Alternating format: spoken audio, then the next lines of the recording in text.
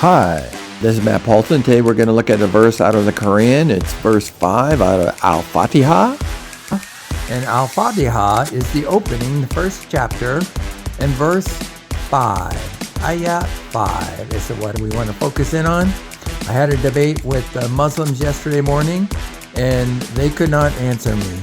In verse 5, it says that, You alone we worship, and you alone we ask for help. and let's look at what it really means, because this whole chapter does not say who is speaking. So who is the one who says, it is you we worship? You we ask for help. Who is that? Is that Allah speaking, or is that Muhammad speaking, or is that somebody else speaking? We is usually defined as the royal plural, and it means Allah. So if it's we that is worshiping you, Allah, is it Allah worshiping himself? And you, we ask for help. Is Allah asking himself for help? That's a good question. Muslims will say that this is a prayer. Okay, if the prayer, but who's speaking? Where does it identify the author, the person who is speaking? Is it Allah speaking, or is it Muhammad speaking? If it's Muhammad speaking, then this whole chapter is not from God, it's from Muhammad. But if Allah is speaking, then Allah is worshiping himself and asking himself for help. Let's go to the Hadith and see what the Hadith says. In the Hadith, Muhammad tries to explain Al-Fatiha.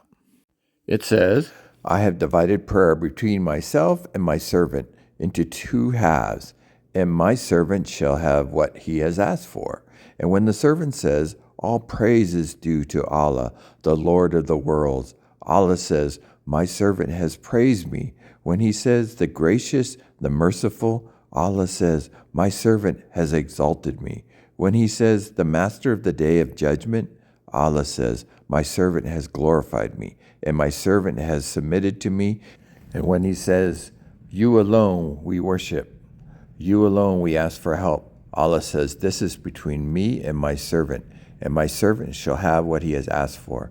When he says, guide us to the straight path, the path of those whom we have favored, not those who have earned wrath and went astray, Allah says, this is for my servant, and my servant will have what he has asked for. This is Sahih Muslim 395. So the Hadith has given us information about Al-Fatiha, being that it's defined as a prayer, but who is we in verse 5? Normally throughout the Quran, the we is identified as Allah in the plural of Majesty. But in this case, we see we is the servant, Muhammad. But nowhere in the Hadith or in the Quran does it say that the we there is a corporate pronoun that involves other people besides Muhammad. The Hadith clearly identifies we as Muhammad. So in the Hadith, Muhammad was trying to fix the Quran and Al-Fatiha, trying to identify who's speaking as being two parts, one being Allah, one being Muhammad. But the second part there, Muhammad, is labeled as a we. So it doesn't explain who the we is, if it's Muhammad plus his followers or Muhammad plus the companions. Muhammad clearly was looking to identify the speaker in Al-Fatiha as Allah, but then he divided into two parts. So one is from Allah, one is from Muhammad, and the second part, Muhammad, he is identified as we. So that is problematic because the we is normally identified as Allah.